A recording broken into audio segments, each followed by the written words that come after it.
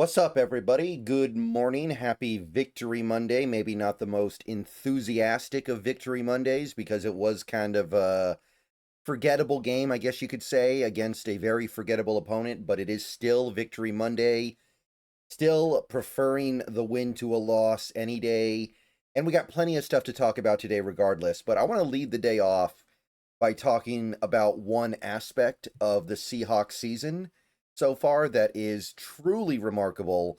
And I definitely could not have seen this coming. I don't think anybody could have seen this coming to the extent that it has happened. I am talking about the rate at which the Seahawks are allowing their quarterback to get sacked. So we're on the ESPN stats page. I know it's a little bit ugly, but I got to be on this one because it's the only one that has updated as of me making this video. And you can see Sam Darnold is not really getting sacked this year. All right, guys, let's take a minute so I can tell you about Sleeper, a one-stop shop for all your sports needs. You can celebrate and chat on sports games in real time with other users. You can get the fastest scores, blazing fast sports news and sports alerts right at your fingertips. And of course, you can use Sleeper to play in fantasy leagues and win real money on picks contests. This is the way sports were meant to be enjoyed together. So download Sleeper today. Use promo code SBN to get up to a $100 match on your first deposit. And you can pair that with another promo they have right now where you can get a $20 entry free with no deposit required. So get both of those things going. Terms and conditions apply. See Sleeper's terms of use for details. Currently operational in over 25 states and growing. So check out Sleeper today, get to it, and go have some fun with sports this year. Okay, so after 11 games, we are now 11 games into the 2025 season. Sam Darnold, who is the only player to have gotten sacked at all this season for the Seahawks, has been sacked 11 times at a rate of 1 sack a game, which is pretty remarkable in general. It happens every now and then, but it doesn't feel like it often happens over the course of several months. A quarterback might go through a month or so, maybe a month and a half, where they only get sacked once a game or maybe even less. But it's not often you have 3 months of data where your quarterback that is basically taking every snap for your team only gets sacked once a game. And also understand, this is not typical for Sam Darnold throughout his career. If you look at earlier in his career with the Jets, Panthers, Niners, Vikings, this was not the case. When he was a Jet, he would get sacked anywhere from 2 to 3 times a game on average. When he was with the Panthers, he would get sacked about the same. And with the Vikings, his big breakout year where he was great and he won some MVP votes and he was, I think, comeback player of the year, he got sacked almost 3 times a game on average. So Darnold has always been a guy to take some sacks. And I'd say probably at a rate slightly higher than the league average. So for this quarterback to come to this team that in recent years has been known for getting their quarterback sacked a lot and turning in maybe the greatest season in franchise history as it pertains specifically to avoiding getting sacked, it's quite a plot twist. And I know that I had optimism around Kubiak and John Benton, and I thought that there was a good chance we would be able to mitigate the sack problem compared to previous years. I didn't think it would be completely solved, and through 3 months, it's basically been completely solved. In fact, I actually decided to look at history for the Seattle Seahawks to see where this season stacks up historically. So I went through every year of the Seahawks franchise to date, from 1976 to now, and I tallied how many times a quarterback or somebody throwing the ball got sacked. And then I also compared it to the number of passing attempts that the team had that year. Now, this number is not going to capture things like scrambles. And obviously, some years the Seahawks have a lot of quarterback scrambles, and some years they have very few. So it's not capturing every drop back, but it's going to be close. It's going to be pretty good at capturing what we're trying to capture here. So this column is just pass attempts per sack allowed to give an idea of how the meaningful prevention of sacks is, right? Because if you only get sacked 5 times in a season, but your quarterback only dropped back to pass 50 times, and you were just like some crazy run first team, that doesn't really tell you that much other than the fact that you didn't throw the ball. It doesn't tell me that you're great at preventing sacks. Can't get sacked when you don't throw the ball. But the current standard, and when I say standard somewhat loosely because I think we all understand why this happened, 1977 Seahawks quarterbacks got sacked a total of 21 times. Now, 77, they played 14 games, and you're looking at about 18 and a half attempts for every sack. So it's still good, but obviously that number is going to be a little bit exaggerated, and we know that.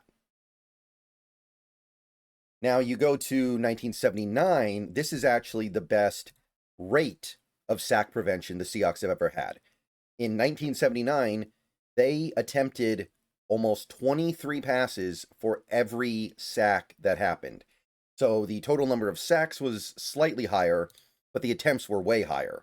This was like, I guess you could say, the first year where the Seahawks offense really started to air it out at an above average rate. So 77, 79, those are kind of your gold standard years. And it feels like you're talking about a different sport when you reach back to the 70s, right?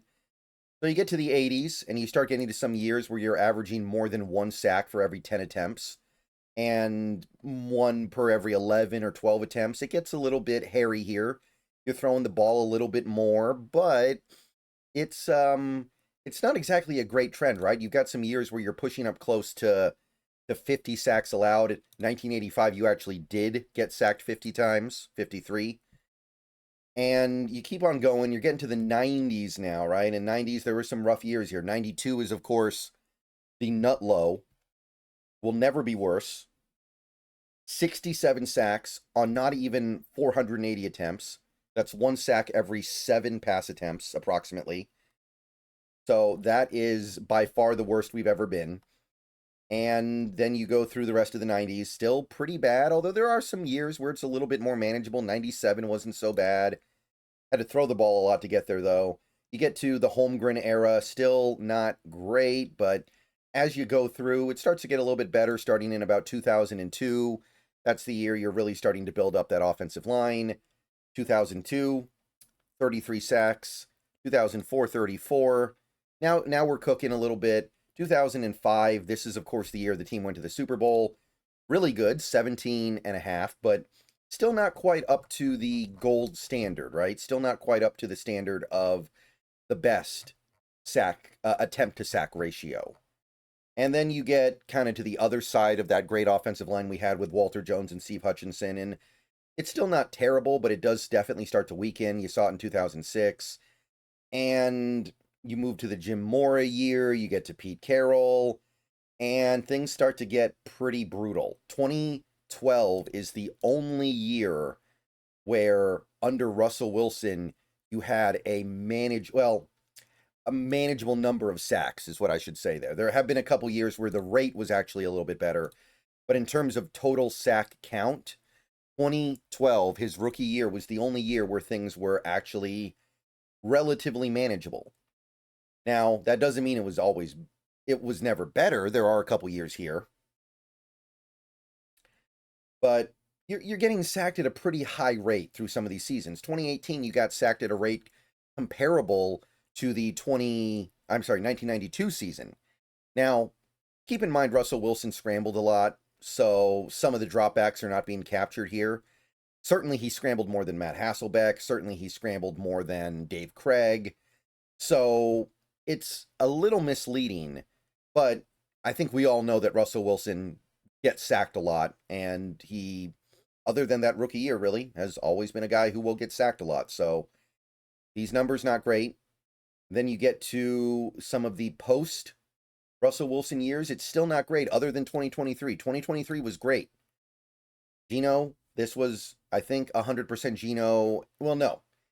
2023 was like 92% Geno, 8% Drew Lock, I think. and you actually only got sacked 31 times, which is really good. You had about 18 and a half attempts for every one time you got sacked. But then in 2024, it of course reverts back. So in recent years, it hasn't been great. 2023 is the best you've managed. There were a couple other okay years like 2016, 2017 was actually workable, 2012, decent.